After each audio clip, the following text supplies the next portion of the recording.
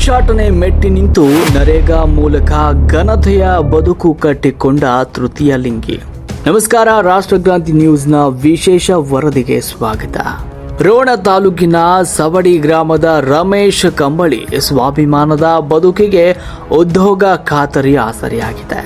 ಚಪ್ಪಾಳೆ ತಟ್ಟೋದಿಲ್ಲ, ಭಿಕ್ಷೆ ಬೇಡಲ್ಲ, ಬೆವರು ಸುರಿಸಿ ಅಮ್ಮನನ್ನ ಸಾಕ್ತೇನೆ ಅಂತ ಶ್ರಮಜೀವಿ ರಮೇಶ್ ಹೇಳಿದ್ದಾರೆ.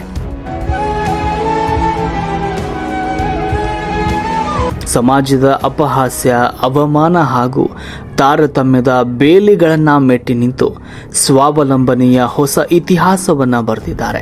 ಹೌದು, ಗದಗ ಜಿಲ್ಲೆಯ ರೋಣ ತಾಲೂಕಿನ ಸವಡಿ ಗ್ರಾಮದ 42 ವರ್ಷದ ತೃತೀಯ ಲಿಂಗಿ ರಮೇಶ್ ವಿರೂಪಾಕ್ಷಪ್ಪ ಕಂಬಳಿ ಸುಮಾರು 20 ವರ್ಷಗಳ ಹಿಂದೆ ತೃತೀಯ ಲಿಂಗಿ ಅಂತ ಸಮಾಜಕ್ಕೆ ಗೊತ್ತಾದಾಗ ಅವರಿಗೆ ಎದುರಾದ ನಿಂದನೆ, ತಂದೆಯ ಅಗಲಿಕೆಯ ನಡುವೆಯೂ ಕೂಡ ವೃದ್ಧ ತಾಯಿಗೆ ಆಸರಿಯಾಗಲು ರಮೇಶ್ ಆರಂಭದಲ್ಲಿ ಕುರಿ ಕಾಯುವ ಕೆಲಸವನ್ನು ಆರಿಸಿಕೊಂಡಿದ್ರು. ಆದರೆ ಅವರ ಬದುಕಿಗೆ ನಿಜವಾದ ದಾರಿದೀಪವಾಗಿದ್ದು ಮಹಾತ್ಮ ಗಾಂಧಿ ರಾಷ್ಟ್ರೀಯ ಗ್ರಾಮೀಣ ಉದ್ಯೋಗ ಖಾತ್ರಿ ಯೋಜನೆ. ಕಳೆದ 5 ವರ್ಷಗಳಿಂದ ಗುದ್ದಲಿ, ಸಲಿಕೆ ಹಿಡಿದು ಕೆರೆ ಹೂಳೆತ್ತುವುದು, ಬದು ನಿರ್ಮಾಣದಂತಹ ಕಠಿಣ ಶ್ರಮದ ಕೆಲಸಗಳನ್ನು ಮಾಡ್ತಾ ರಮೇಶ್ ಇಡೀ ಗ್ರಾಮಕ್ಕೆ ಮಾದರಿಯಾಗಿದ್ದಾರೆ. ಇವರಿಗೆ ಊರಿನ ಜನರು ಸರಿಸಮಾನ ಗೌರವ ನೀಡಿ ಬೆಂಬಲಿಸಿದ್ದಾರೆ. ನನಗೂ ಸಿಟಿಗೆ ಹೋಗಿ ಭಿಕ್ಷೆ ಬೇಡಿ ಸುಲಭವಾಗಿ ದುಡ್ಡು ಮಾಡಬಹುದಿತ್ತು, ಆದರೆ ನನಗೆ ನನ್ನ ತಾಯಿಯ ಸಂಸ್ಕಾರ ಮುಖ್ಯವಾಗಿತ್ತು. ಹಳ್ಳಿಯ ಮಣ್ಣಿನಲ್ಲಿ ಕಷ್ಟಪಟ್ಟು ಬರುವ 100 ರೂಪಾಯಿ ಸಾಕು. ಈ ನರೇಗಾ ಯೋಜನೆ ನನಗೆ ಸಮಾಜದಲ್ಲಿ ತಲೆ ಎತ್ತಿ ಬಾಳುವ ಗೌರವವನ್ನು ಕೊಟ್ಟಿದೆ ಅಂತ ರಮೇಶ್ ಸಂತಸವನ್ನು ವ್ಯಕ್ತಪಡಿಸಿದ್ದಾರೆ.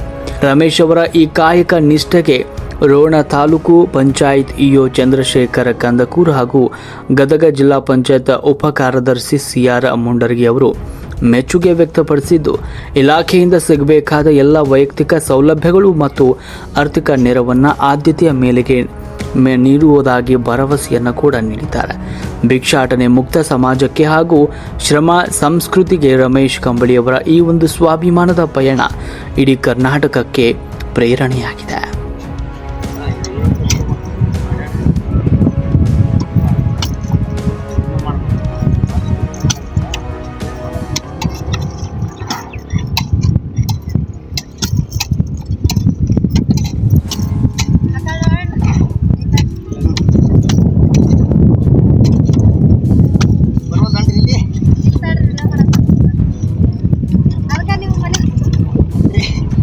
ಮಾಡಿ ಬರಲ್ರಿ.